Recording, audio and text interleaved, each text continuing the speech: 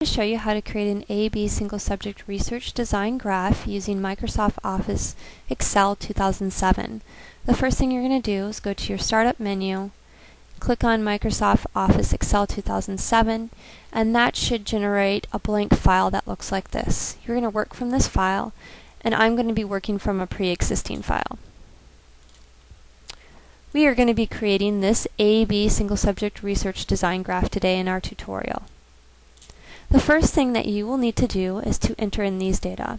In column A, you will see the session data for 1 through 22, and column B are the data for biting behavior. And in column C, I like to have a notes section so I can indicate when baseline started, when the behavior intervention plan started, if there were any changes to the behavior plan, or anything that might account for some variability that you see within your data. So please go ahead, take a second to enter in these data, pause the tutorial, and when you're ready, resume with the tutorial. Alright, the first thing you're going to do is highlight your data. Go to the Insert tab, click on Line, click on 2D Line with Markers. Now to make sure it's the same size graph as the graph to the right, you're going to start the graph in the top of D2. Then you will drag the graph to the bottom of L19.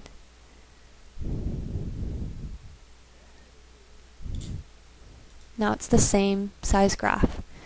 Okay, now let's start formatting.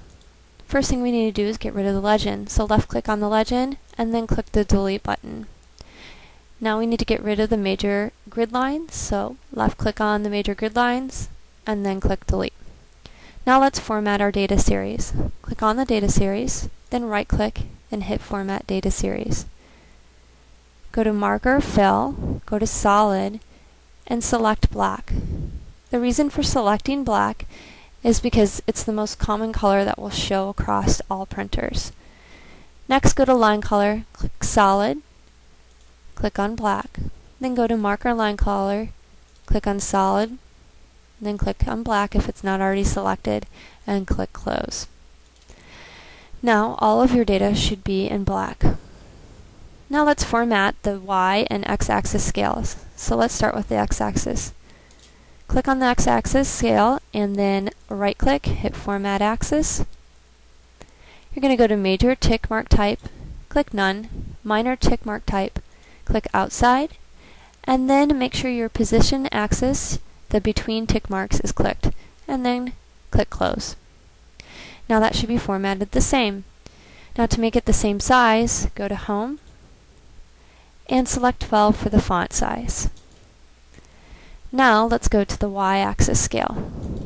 Left click, then right click, then hit Format Axis.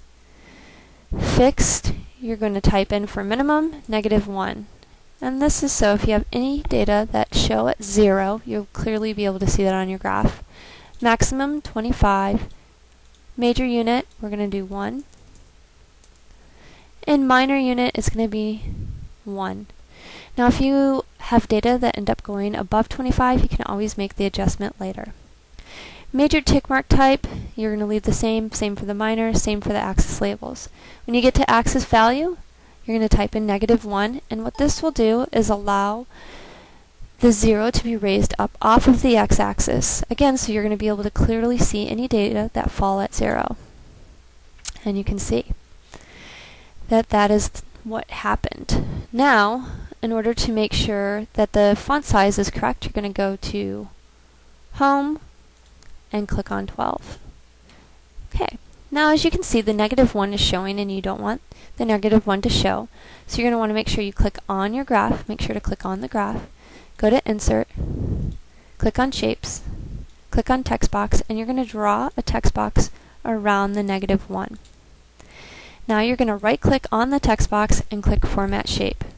Go to Line Color, or go to Fill, go to Solid Fill,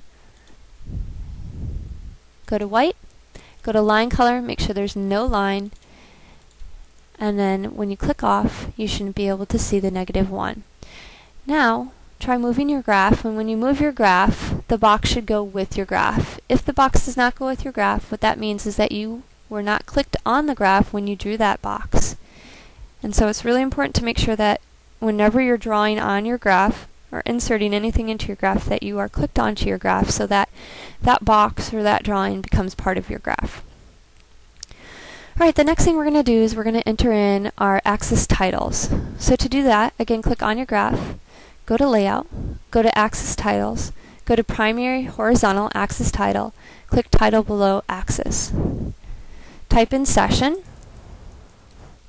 hit Enter, and then highlight that and change the font size to 14. Okay, now let's do the Y-axis scale title, and you will do the same steps for that.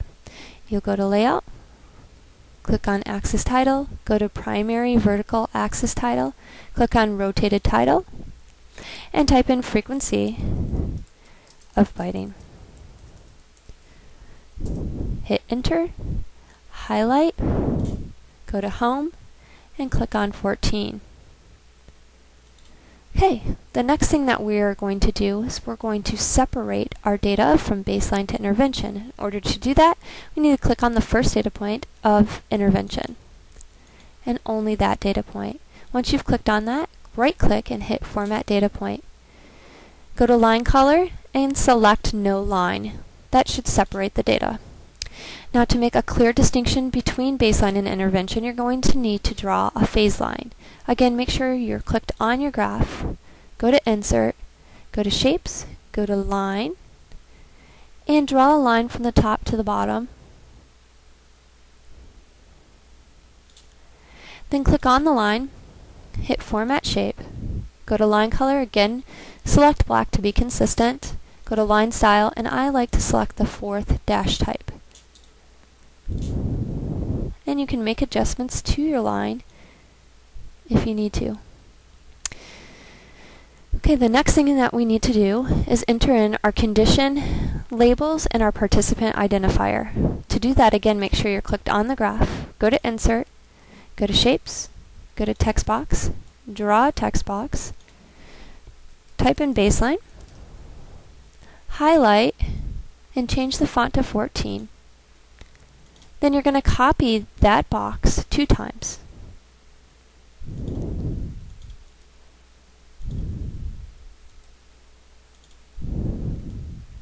And then you'll drag the boxes to where you would like them to be. In this box, we're going to type in BIP.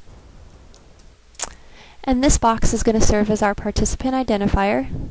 Drag that to the bottom corner and type in Amy. And then you can adjust the box size, just grabbing that square and dragging it over. Okay, now as you can see, our plot area is a little bit smaller than the plot area on the graph to the right, and because of all the formatting, we've lost the box on the -1.